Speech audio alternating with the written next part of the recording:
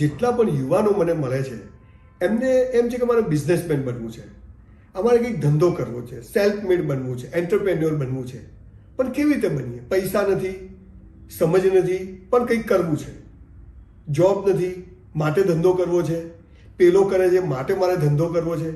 તો હું કોઈ એવો સફળ બહુ પૈસા કમાયેલો બિઝનેસમેન નથી, પણ આ એ વાત ચોક્કસ છે કે મારી કરેલી ભૂલો અથવા બીજા જે લોકો સફળ થયા એ લોકોને હું બહુ નજીકથી ઓળખું છું.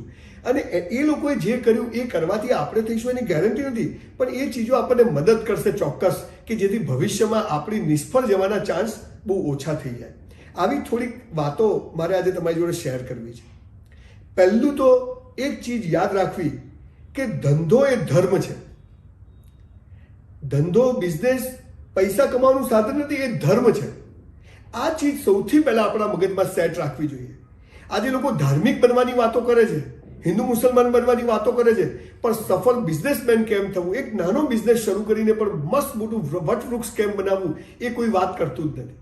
હું એવું માનું છું કે દરેક ધર્મથી ઉપર ધંધો છે, બિઝનેસ છે. અને હું તો આ જે કોઈ સફળ બિઝનેસમેનો છે, અંબાણી છે, અદાણી છે, અજીમ પ્રેમજી છે, ઇન્ફોસિસ છે, ટાટા છે, આ બધાને સાચા સંતો માનું છું કે એ લોકો જ્યારે બહુ મોટું એમ્પાયર ઊભું કરે છે, હજારો લાખો લોકોને એમાં રોજી મળે છે. એટલે પહેલી વાત, જેને બિઝનેસમેન બનવું છે, નાના પાયે શરૂ, એને પહેલા એ યાદ રાખવું કે ધંધો એ ધર્મ છે. અને એટલે આપણે જ્યારે પેઢી પર જઈએ ત્યારે આપણે પેઢીને નમન કરીને જઈએ છીએ કે મારા માટે આ મંદિર છે. હું જ્યારે મારી ઓફિસમાં આવું છું ત્યારે હું આમ કરીને આવું છું, હું ઘરે જઉં ત્યારે નથી કરતો, પણ આ મારી રોજી છે અને એનાથી હું ઉજળું છું. આપણે ગમે તેવી સુફિયાની વાતો કરીએ, પણ પૈસા વગર કશું નથી. અને પૈસો કમાવો કેવી રીતે? બધાને કમાવો છે, પૈસો ઓછો છે, કમાવો છે બધાને, તો શું કરવું જોઈએ? તો 5-7 એવી નાનકડી વાતો છે કે જે વિચારી અને જો આપણે આગળ વધીએ તો હું માનું કે આપણે બહુ સરસ રીતે એ કામમાં સફળ જઈ શકીએ. પહેલી વાત એ છે કે તમારે બિઝનેસમેન થવું છે, એ વિચાર તમારો પોતાનો છે કે કોઈ રસ્તો નથી માટે બિઝનેસમેન થવું છે તો નહીં થઈ શકો. તમે જે બિઝનેસ કરવા માંગો છો એના વિશે તમને માહિતી છે, એના વિશે તમને નોલેજ છે, એના વિશે અનુભવ છે. અનુભવ તો ક્યાંથી હોય? કરીએ ત્યારે જ અનુભવ થાય. પણ બીજા કોઈએ કર્યો હોય એનો અનુભવ આપણે ચોક્કસ લઈ શકીએ.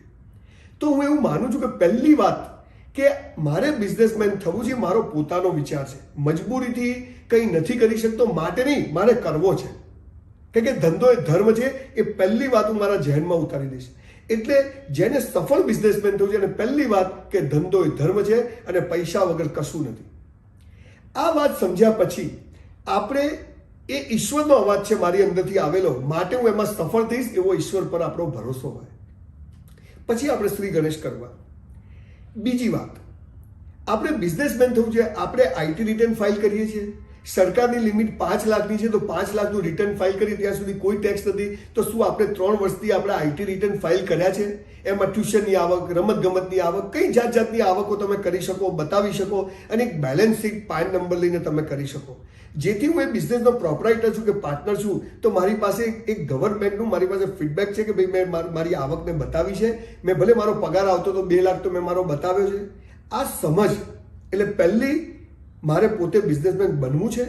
બીજું, મને આઈટી રિટર્ન શું છે, જીએસટી શું છે, સરકારના પૈસા કમાવા બાબતના નિયમો શું છે, મને પ્રોપરાઇટર કોને કહેવાય, ભાગીદારી પેઢી કોને કહેવાય, મને લિમિટેડ કંપની કોને કહેવાય, મને પ્રાઇવેટ લિમિટેડ કંપની કોને કહેવાય, અત્યારે નવું જે limited liabilities partnership firm LLP જે બનાવે છે તો કેમ બનાવે છે, આની મને માહિતી છે. બહુ બધા પુસ્તકો અવેલેબલ છે, તો એ વાંચવા જોઈએ કે પ્રોપરાઇટરના ફાયદા શું છે, ગેરફાયદા શું છે, ભાગીદારી પેઢીના ફાયદા શું છે, ગેરફાયદા શું છે, લિમિટેડ કંપનીના ફાયદા શું છે, ગેરફાયદા શું છે, પ્રાઇવેટ લિમિટેડના શું છે, LLPના શું, આ આપણને ખબર હોવી જોઈએ.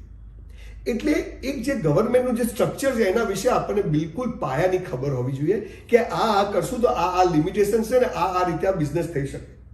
આપણે એક સારો એકાઉન્ટન્ટ અને એક સારા ચાર્ટર્ડ એકાઉન્ટન્ટ જોડે કોન્ટેક્ટમાં હોવા જોઈએ, જે એને આપણે પૂછી શકીએ, સાહેબ મને ખબર નથી પડતી તો આમાં શું થઈ શકે. તો આ બીજી વાત કે આપણને ગવર્મેન્ટના જે લોસ છે બિઝનેસ કરવા માટેના, એના માટેની શું છે એ બધી આપણને ખબર હોવી. ત્રીજી વાત, જે અધિકારીઓ છે એની સાથે આપણી મિત્રતા હોવી જોઈએ. એ ઇન્કમ ટેક્સ હોય, એ જીએસટી ડિપાર્ટમેન્ટ હોય, એ ગવર્મેન્ટનું હોય, કલેક્ટર ઓફિસ હોય, પોલીસ, એ દરેક ડિપાર્ટમેન્ટ આપણને ખબર હોવી જોઈએ કે દરેક ડિપાર્ટમેન્ટનો શું રોલ છે. હું જ્યારે બિઝનેસ કરીશ ત્યારે મારે ક્યાં ક્યાં જવું પડશે, મારે એક શેડ બનાવવો છે તો મારે બાંધકામ મંજૂરી લેવા જવું પડશે. મારે એક જમીન છે તો એને કરાવવા જવી પડશે. મેં જગ્યા લીઝ પર લીધું છે તો લીઝ એગ્રીમેન્ટ કરાવવા માટે મારે રજિસ્ટર ઓફિસમાં જવું પડશે. આ આપણને ખબર હોવી જોઈએ. એની પર કેટલી સ્ટેમ્પ ડ્યુટી લાગે છે એ આપણને ખબર હોવી જોઈએ. એટલે હું એકની એક વાત રિપીટ એટલા માટે કર્યા કરીશ જેથી બિલકુલ પેલી એક ખીલી તમે આમ દિવાલમાં મારો ને 100 ઘા મારો ને પછી એની પર 10 કિલો વજન લટકાવો તો પણ એ ખીલી વળી ના જાય. એમ આપણને પહેલી વાત કે ધંધો કરવો છે મારો પોતાનો વિચાર છે, મારે કરવો છે. ધંધો એ ધર્મ છે માટે હું ધર્મ સરસ રીતે નિભાવીશ. બીજું, મને ગવર્મેન્ટના બધી જ ચીજોની મને ખબર હશે. ત્રીજી વાત, હું જે ધંધો કરવા માંગુ છું એના વિશે મને શું માહિતી છે, એમાં કાચો માલ ક્યાંથી આવશે, એમાં સપ્લાય ક્યાંથી થશે, હું એને વેચીશ ક્યાં, મારી સાથે હું કયા લોકોને લઈને કામ કરી શકીશ.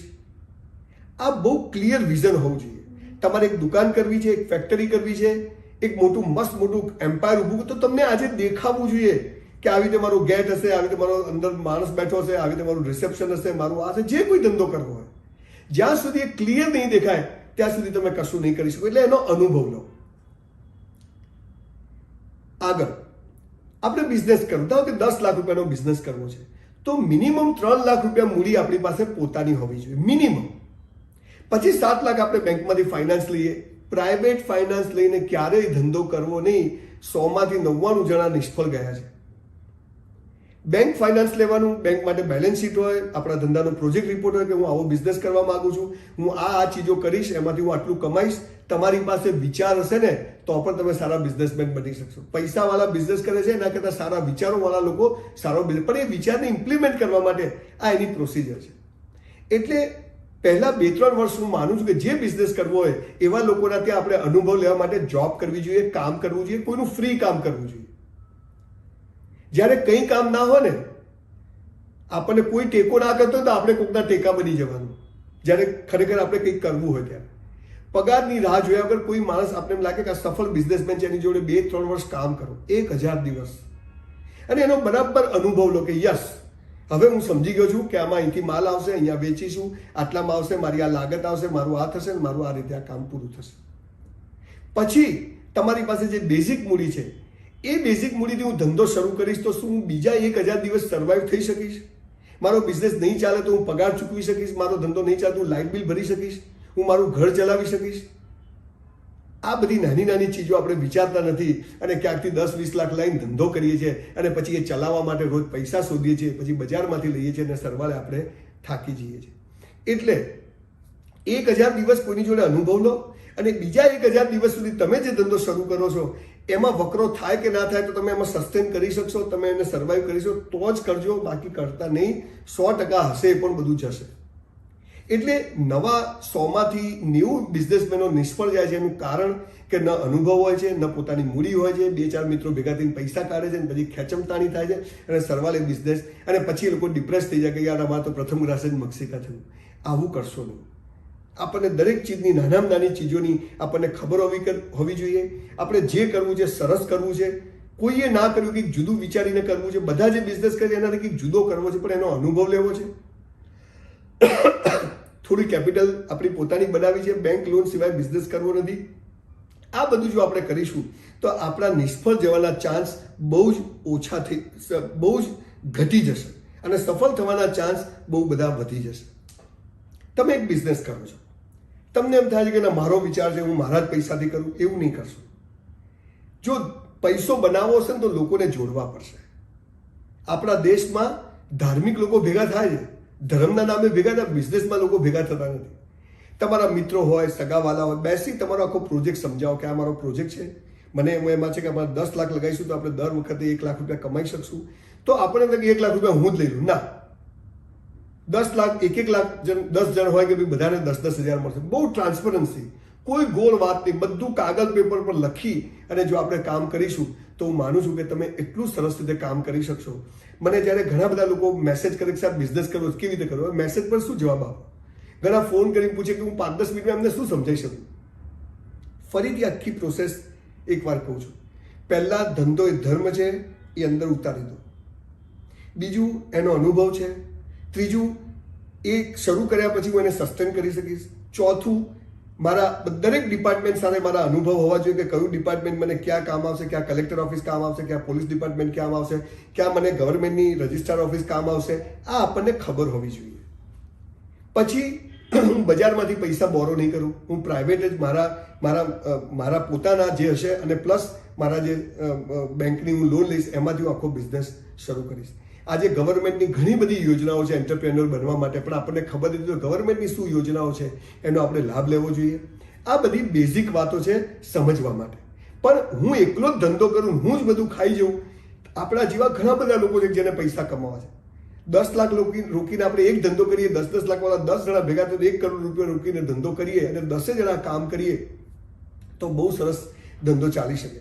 તમે હાઈવે પર જે બધી હોટલો જુઓ છો એ મુમન સમાજ છે.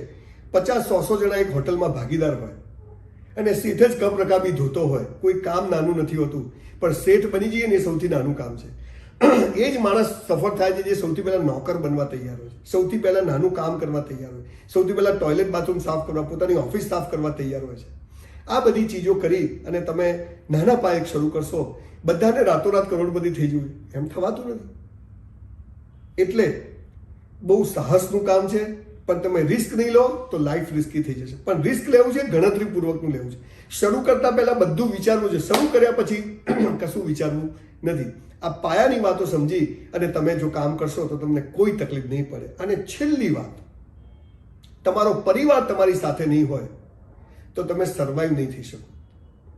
વિશ્વાસુ માણસ, ઝાટકો ખમી શકે એવા માણસો ઘરમાંથી મળતા હોય છે. ત્યાં તમારે સમાધાન કરવું પડશે, 1 વાર 2 વાર 10 વાર. પણ જે લોહીના સંબંધો ન સાચવી શકે તો એ બહારના સંબંધો ક્યાંથી સાચવી શકે? એટલે જતું કરીને બી પરિવારને સાથે રાખીને જો તમે કામ કરશો, પરિવારમાં તમારો ભાઈ હોય, બનેવી હોય, કાકા હોય, જે આપણા રિલેટિવ્સ હોય, એ લોકો, હા ત્યાં અઘરું છે પણ એકવાર ચાલુ થઈ ગયું તો પરિવાર છે જેની સાથે જે આજે હું 100 બિઝનેસ હાઉસને ઓળખું છું એમાંથી 80 બિઝનેસ હાઉસો સફળ થાય કે એમનો આખો પરિવાર એમની સાથે જોડાયેલો છે. અને ત્યાં સમાધાનની, એકબીજાને એડજસ્ટ થવાની ભાવનાઓ સાથે તમે કામ કરશો તો બિઝનેસ બહુ જ સરસ રીતે સફળ થશે. આપણે ગુજરાતીઓ છીએ, રણમાં રેત વેચી આવીએ અને દરિયામાં પાણી વેચી આવીએ. એ ગુજરાતીઓ બિઝનેસ બનવું એ આપણા લોહીમાં છે. પણ આ પાયાની વાતો આપણે સમજશું તો હું માનું છું કે તમારા સફળ થવાના ચાન્સીસ ખૂબ વધી જશે. અને 5% જે કમાઈ એમાંથી ખાલી 5% હું સમાજ માટે વાપરીશ.